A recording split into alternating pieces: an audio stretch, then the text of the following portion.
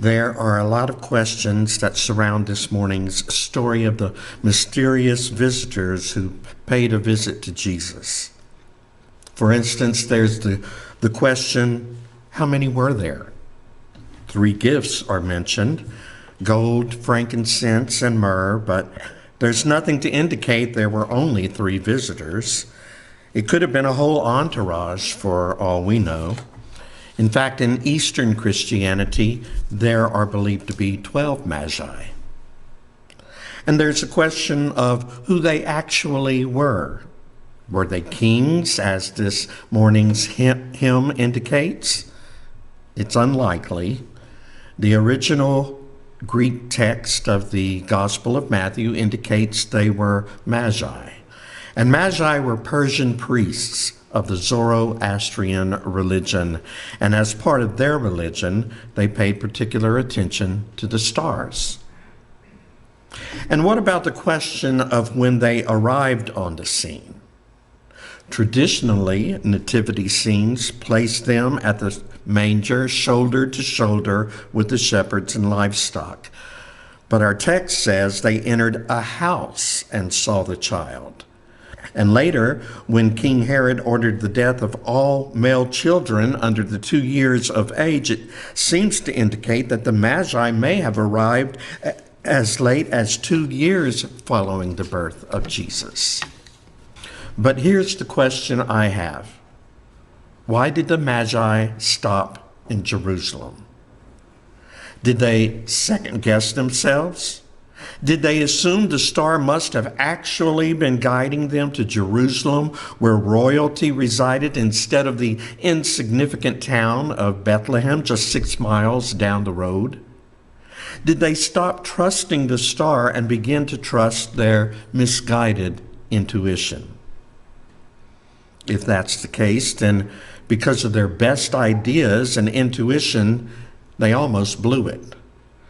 When they stopped off in Jerusalem asking around for the newborn king, and consequently kicking King Herod's paranoia into high gear, the Holy Family was forced to flee Bethlehem and take on the life of refugees as they made their way to Egypt.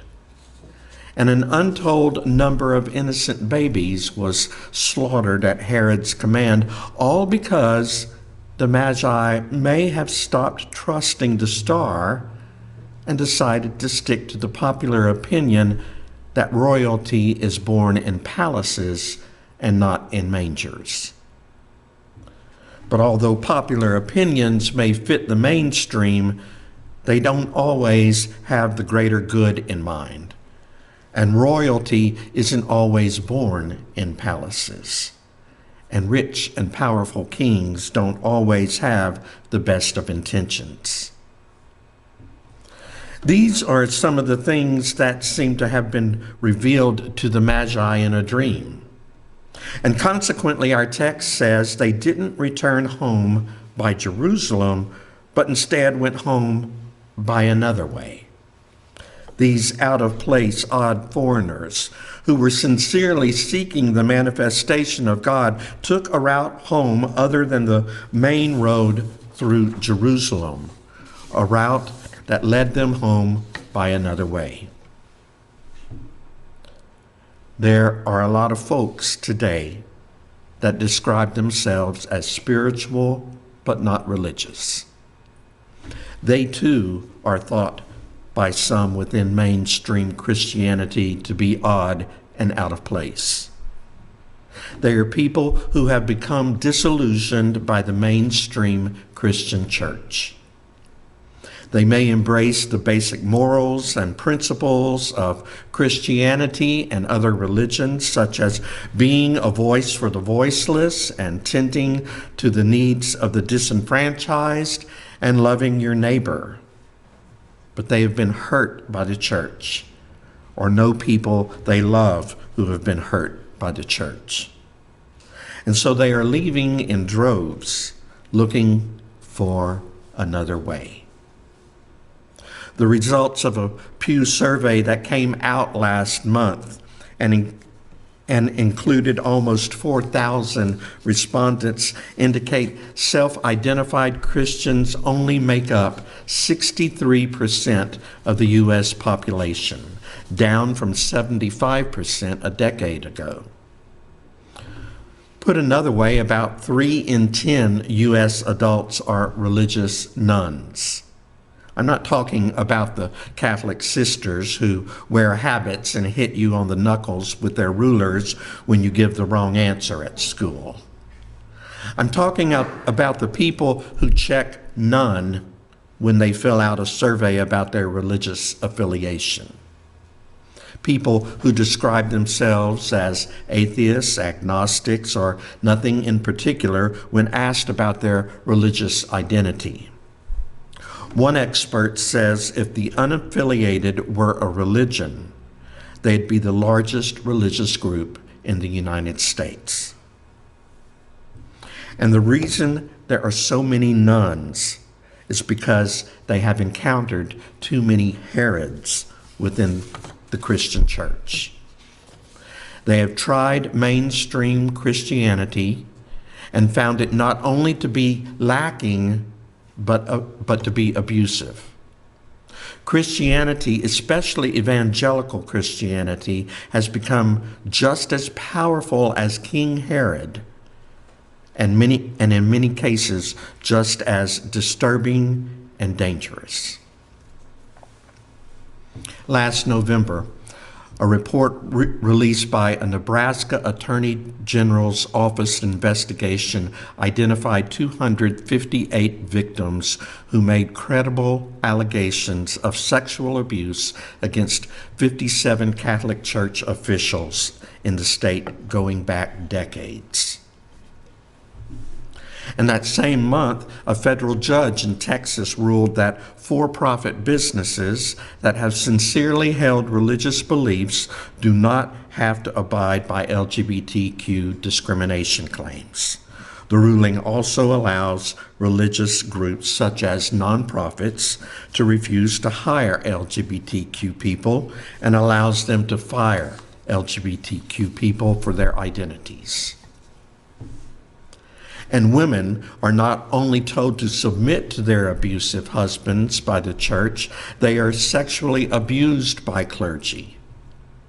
This on top of the attempt to silence them by refusing to ordain them or allow them to take on leadership roles within the church.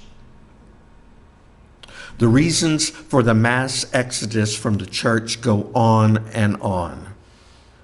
People who thought they would find spiritual relief mistakenly looked for it in mainstream Christian churches, much the same way the Magi looked for the Christ child in the mainstream capital city of Jerusalem. But our text says when the Magi let go of their expectations and refocused on the star, they did indeed find Jesus. And it says they went home by another way. I've come to believe it's the calling of MCC churches to be the way stations of that route home by another way. We are the triage units that tend to the spiritually bruised and battered. Our congregations are made up of people who have been rejected by churches and told we are abominations. People who have experienced abuse at the hands of the religiously powerful.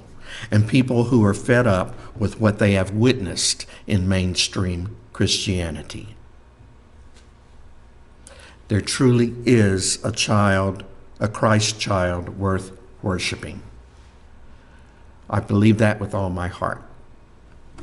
But more times than not, you won't find him in the sanctuaries of the popular and powerful. Jesus was tempted at the beginning of his ministry with popularity and power, and he rejected them.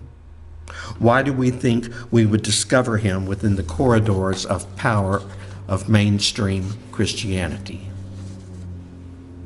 My heart goes out to anyone who has been victimized and abused by the church. I ache for the people who have been rejected by it. They have every reason to abandon the church. But there's another way. And at this church, we're trying to follow that way.